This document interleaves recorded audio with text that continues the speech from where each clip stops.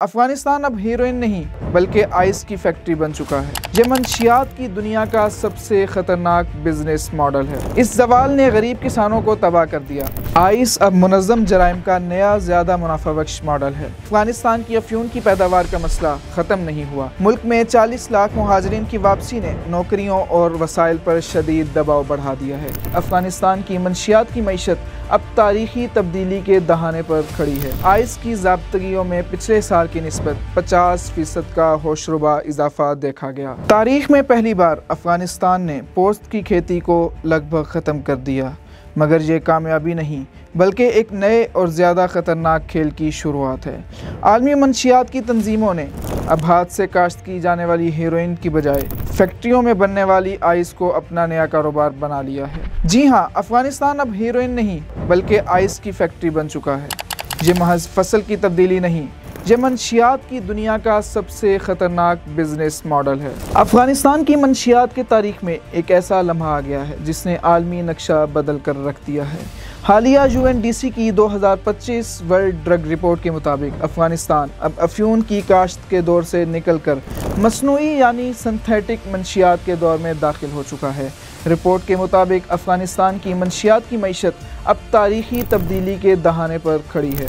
मुल्क में अफ्यून की काश्त पर पाबंदी का निफाज ऐसा है कि 2025 में सिर्फ 10,200 हेक्टेयर रकबे पर अफ्यून काश्त की गई, जो पिछले साल के मुकाबले में 20% कम है। ये एदादोशुमार 2022 के 2,32,000 हेक्टेयर के मुकाबले में एक मामूली हिस्सा है। ये वो सख्तगीर पॉलिसी है जिसके तहत अफगानिस्तान की अफ्यून की पैदावार पर गोया कफल लग गया है। लेकिन ये सुनहरी कामयाबी अपने अंदर एक बहुत बड़ा खतरा छुपाए हुए है। काश्त में इस शदीद कमी का नतीजा पैदावार पर भी पड़ा है। अफ्यून की कुल पैदावार 2025 में 296 टन रही, यानी एक ही साल में 32% कमी। ये महज हुकूमती पाबंदी का नतीजा नहीं बल्कि शदीद खुश्कसाली का असर भी शामिल है, जिसने मुल्क के 40% से ज़्यादा ज़री रकबे को बंजर कर दिया है। इस जवाल ने गरीब किसानों को तबाह कर दिया। अफ्यून की फ़रोख्त से हासिल होने वाली किसानों की मजमूई आमदनी में एक साल के अंदर 48% की कमी आई है और ये $134 मिलियन तक गिर चुकी है।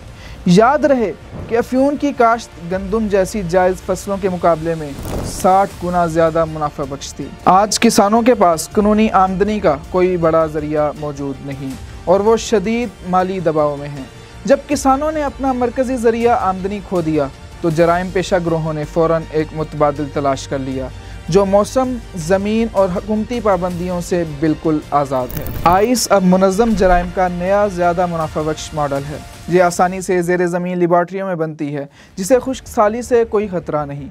इसलिए 2024 के आखिर तक अफगानिस्तान और उसके आसपास के इलाकों में आइस की ज़ाब्तगियों में पिछले साल की निस्बत 50% का होशरुबा इजाफा देखा गया। अफगानिस्तान की अफ्यून की पैदावार की जगह अब मसनूई मंशियात की पैदावार ने ले ली है। अफगानिस्तान की अफ्यून की पैदावार ने तारीखी तौर पर आलमी मार्केट पर अपना सिक्का जमाए रखा था, लेकिन पाबंदी ने यह सूरत हाल यकसर बदल दी। अब दुनिया का सबसे बड़ा अफ्यून पैदा करने वाला मुल्क अफगानिस्तान नहीं बल्कि म्यांमार है।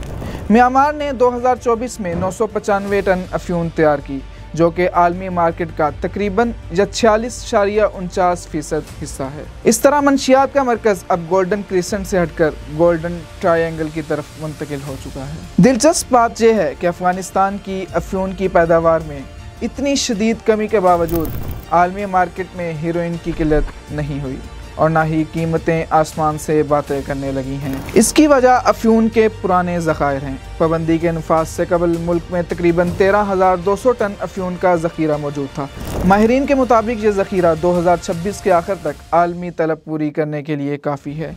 ये ज़खायर बुनियादी तौर पर बड़े ताजरों के हाथ में हैं, जो महंगे दामों में उसे फ़रोख्त करके अरबों डॉलर कमा रहे हैं। यानी गरीब किसान तो तबाह हो गए, लेकिन बड़े जराइम पेशावर गिरोह पहले से ज़्यादा अमीर हो चुके हैं। ज़ाहिर पाबंदी का निफाज एक बड़ी कामयाबी है, लेकिन उसकी बुनियादें इंतहाई कमज़ोर हैं। मुल्क में 40 लाख मुहाजिरीन की वापसी ने नौकरियों और वसाइल पर शदीद दबाव बढ़ा दिया है। इक़्तिसादी दबाव, गुर्बत और जायज़ आमदनी के ज़राए की कमी की वजह से किसान दोबारा अफ्यून की तरफ जा सकते हैं। इस खतरे की अलामतें मुल्क के अंदर नज़र आ रही हैं। अगरचा कौमी सतह पर काश्त कम होती है, मगर मुल्क के शुमाल मशरकी इलाकों में पोस्त की काश्त में इजाफा देखने में आया है।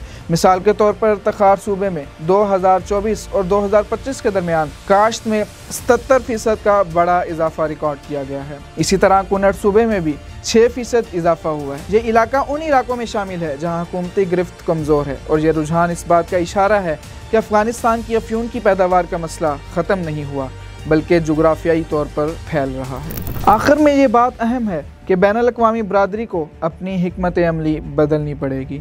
सिर्फ पोस्त के खेतों को तबाह करना काफ़ी नहीं, अब कीमियाई अज्जा के स्मगलिंग को रोकना और किसानों के लिए आबो हवा से महफूज कानूनी और मुनाफा बख्श आमदनी के ज़राए फ़राहम करना ज़रूरी है।